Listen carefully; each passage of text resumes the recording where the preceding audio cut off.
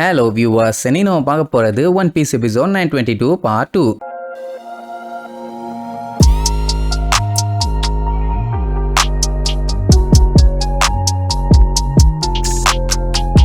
Open பண்ணா போன பாட்டுல நம்ம கின்னு டாக் ஸ்டோம் எல்லாம் கிரிமினலா வேலையை பார்த்து அந்த அஷுரா டோஜியா மாட்டி விடுறதுக்காக அந்த வில்லப்பல்லுலோட கல்லாலேயே கைய வச்சாங்கல்ல, எப்படி பேர் எழுதி வச்சுட்டு வந்திருக்காங்க. அப்பதான் அந்த வேலையை பண்ணது அந்த அஷுரா டோஜின்னு அவன் மேல டவுட் போட்டு பொழப்பாங்க. அவன் அவங்க மேல காண்டாவான். அந்த காண்டை இவங்க யூஸ் பண்ணிக்கலான்னு ஒரு பிளானிங். நல்ல பிளானிங் தான். ஒர்க் அவுட் ஆகுதா இல்லையான்னு தெரியல. மேட்டர் என்னன்னா, இவங்க ஜெயிக்கிறதுக்கு அவனோட உதவி தேவை. ஏன்னா இருக்கலே பயங்கர ஸ்ட்ராங்கான சாமுராய் அவன் தானே. சோ அவனை இவங்க வெளியில கொண்டு வர்றதுக்கு இப்படி ஒரு ஸ்கெட்சா போட்டிருக்காங்க. அப்படியே கட் பண்ணி நம்ம ஜோரோ விளையாண்டுட்டு இருக்கானே ஒரு உருட்டு விளையாட்டு, அந்த இடத்தை காட்டுறாங்க. அங்க நிலைமை இன்னும் சீரியஸா போயிட்டு இருக்குது. அட வேற ஒண்ணும் இல்ல, நம்ம ஜோரோ அடுத்தடுத்து ஜெயிச்சு ஏகப்பட்ட காசு அவனுக்கு கிடைச்சுக்கிட்டே இருக்குது. கூட இருக்க அல்லக்கையும் அவனை உசுப்பேத்தி விட்டுக்கிட்டே இருக்கான். இப்ப மேட்டர் என்னன்னா, தோத்துக்கிட்டு இருக்க கிறுக்கு பயிலு ஐயப்பா போதும்பா, இதுக்கு மேல எங்க கிட்ட காசு இல்லைன்னு சொன்னா அவன் அப்படியே விட்டுருவான். தேவையில்லாம தோத்துட்டு அதுக்கப்புறம் அவன் கூட சண்டை போடணும்னு சொல்லி இறங்கினாங்கன்னா மொத்த இடத்தையும் அழிச்சிருவான். அது அவங்களுக்கே தெரியல. ஆனா அவனுக்கு அதை பண்ணல, இன்னொரு காவாலித்தனம் பண்ணிட்டானுங்க. அட நம்ம ஜோரோ கரெக்டா சொல்லிட்டு இருக்கான்ல, அதை அந்த இடத்தோட ஓனர் பாத்துக்கிட்டே இருந்தான். கடைசியா நம்ம பையன் வந்து ஆடு சொல்லியிருப்பான். அதுவும் கரெக்டா தான் சொல்லியிருக்கான். ஆனா அவன் ஏதோ சிக்னல் கொடுத்த உடனே கீழே ஊசி ஒண்ணு வந்து அந்த டைஸ் அப்படியே தட்டி விட்டுட்டு கீழே போயிடும். சோ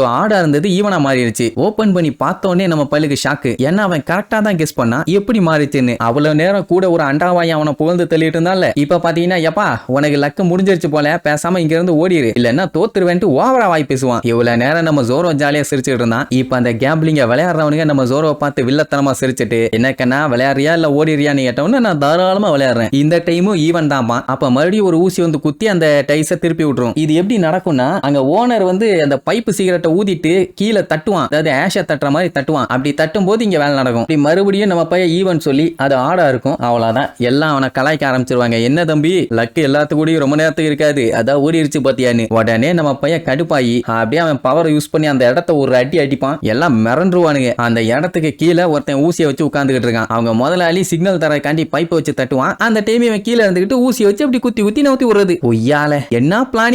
சோ இப்ப காவாலித்தனம் பண்ணிருக்கானுன்னு தெரிஞ்சு போச்சா. அதுவும் அதை ஜோரோ ரிவீல் பண்ணிட்டான். இனி விடுவானா, அவன் ஆளுகளை வச்சு போட்டு தள்ளுங்களே பொலந்து கட்டுங்களேன்னு சொல்லி எல்லாம் கத்தியோட ரவுண்டு கட்டிடுவாங்க. அப்ப நம்ம ஜோரோ சொன்ன வார்த்தை என்ன தெரியுமா, அப்படியே சிரிச்சுக்கிட்டே ஃப்ரீயா பஞ்சிங் பேக்ஸ் எல்லாம் கிடைச்சிருக்குது, சரி ரைட்டு பஞ்ச் பண்ணி விளையாண்ட வேண்டியதான்னு. சண்டை ஸ்டார்ட் ஆகுது. அதுக்காண்டி பல மணி நேரத்துக்குலாம் நடக்காது. அவனோட ஹாக்கி பவர் யூஸ் பண்ணி அப்படியே ஒரு போடுவான். வெட்டு கூட விழுந்திருக்காது. அதுக்குள்ளேயே பீதியாகி பேதி போயிடுவானுங்க. மொத்த பேரும் காலி. ஒரு 5 செகண்ட் கூட இல்ல சண்டை. அடுத்து ஓனர்ட்ட போவான். அவனுக்கு அள்ளு விட்டுரும். ஏன்னா அவனோட தடிமாட்ட ஆளுகளுக்கே இந்த நிலைமை. அவனுக்கு என்ன ஆகும், உடனே அந்த அண்டா சீசு குண்டாவான், தம்பி அவசரப்பட்டு எதுவும் பண்ணிடாதே, இந்த உலகத்துல நல்லது இருக்கு கெட்டது இருக்கு, கெட்டது இருக்கு நல்லது இருக்கு, ஆடார் ஈவன் தான். சும்மா இப்படி எல்லாத்தையும் போட்டு அடிச்சுட்டு இருந்தீங்கன்னா வேலைக்கே ஆகாது. அதனால இந்த பிரச்சனையை இத்தோட விட்டுரு, பொழைச்சு போட்டோன்னு சொல்லிட்டு அந்த ஓனர்ட்ட இந்த மாதிரி கடைசியா அவங்க ஏமாத்து வேலை பண்ணிருக்கானுங்க. அதனால ஒழுங்கா அவன் ஜெயிச்ச பணத்தை அவன்கிட்ட கொடுத்துருங்க. ஏன்னா உங்களுக்கு தான் பிரச்சனை ஒண்ணு, தாராளமா வச்சுக்கன்னு தூக்கி வீசிடுவான். ஆனா ஒண்ணு, இதுக்கப்புறம் இந்த பக்கமே வந்துடாங்கடா சாமி, எங்க பொழப்பு நாசமா போயிருவான். சரி ரைட்டு அதை எடுத்துட்டு அங்க இருந்து கிளம்பிட்டானுங்க. அப்புறம் போடி நிறைய நம்ம ஆளுல தேடி கிளம்பிடுவான். கூட அந்த அண்டாவாயன் தான் பேசிக்கிட்டே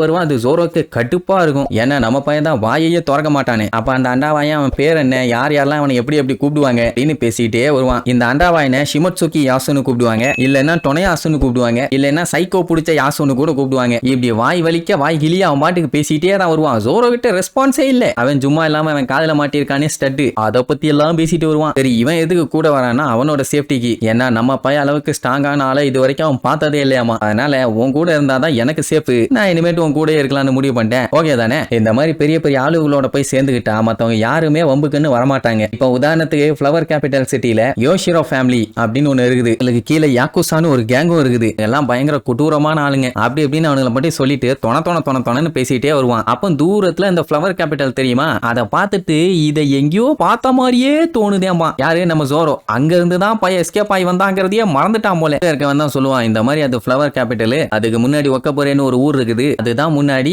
அதை தாண்டி போனா ஃபிளவர் கேபிட்டலுமா. அதுக்கு பேரு எபிசோன்னு வேற சொல்லுவானா. நல்ல வெல்த்தியான ஊரா இருக்கும் போல. சரி வா போலான்ட்டு அங்க கிளம்பிடுவானுங்க. அப்படியே கட் பண்ணா அந்த ஒரோச்சியோட மேன்ஷன்ல ஒரோச்சியை இப்பதான் காட்டுறாங்க. அவன் பாத்தீங்கன்னா இந்த CP0 ஏஜென்ட் கூட பேசிட்டு இருப்பான். அவனுக்கு டைரக்டாவே வந்து சொல்லுவானுங்க, இந்த மாதிரி இந்த நாட்டுக்குள்ள யாரையும் வர விடாத, எல்லாத்தையுமே பிளாக் பண்ணுன்னு. CP0 எல்லாம் எவ்வளவு பெரிய ஆளுங்க, அவனுகிட்டயே இவன் ஓவரா வாய் வாய் பேசிட்டு இருப்பான். அதாவது இப்ப டோஃப்ளமிங்கோன்னு ஒருத்தன் இருந்தான். அவன் தான் weapon dealer and underground புரோக்கர்னு வைங்க. அவன் எல்லா பஞ்சாயத்தையுமே அவன் ஒத்த ஆளா இருந்து கைமாத்தி விட்டுட்டு இருந்தான். ஆனா இப்போ அந்த மாதிரி எதுவுமே இல்ல. அதனால வெப்பன்ஸுக்காண்டி இவங்க டைரக்டா வானோ கிங்டமையே கான்டாக்ட் பண்ண வேண்டிய நிலைமை. அவன் எந்தப்போ காசு கோல்டு அது இதுன்னு வச்சு ஒரு டீலை போட்டு முடிச்சிருவான்னு வைங்க. ஆனா அந்த கிறுக்கு பையன் உரோச்சி இருக்கானே, அவன் எங்களுக்கு வார்ஷிப் வேணும்னு கேட்பான். அது எப்படி கொடுக்க முடியும்? அண்ட் கவர்மெண்டோட லாஸ் எதுவுமே இந்த வானோ கிங்டம்ல செல்லுபடி ஆகாது. ஏன்னா அவங்களுக்கு என்னென்ன தேவையோ அது எல்லாத்தையுமே அவங்களே ரெடி பண்ணிக்கிறாங்க. அப்படி இருக்கும்போது இவங்க தேவை எதுக்கு அவங்களுக்கு? அண்ட் அது மட்டும் இல்லாம எம்பரரோட ஏரியா இது. அங்கெல்லாம் போய் ரூல்ஸ் பேச முடியுமா? வார்ஷிப்பே தர முடியாது. அதுவே பெரிய பிரச்சனை. அதோட விடுவான்னு பார்த்தா அடுத்த டைம் டாக்டர் வேகாப்பங்கு வேணுமா? அதெல்லாம் வாய்ப்பே இல்லைன்னு சொன்னா பொசுக்குன்னு சுற்றுவான். அவங்களுக்கு ஒன்னாகாது. பட் மிரட்டான். எல்லாம் எவ்வளவு பெரிய ஆள் தெரியுமா? எங்களெல்லாம் எதுவுமே பண்ண முடியாதா விளக்கன்னு சொல்லிக்கிட்டே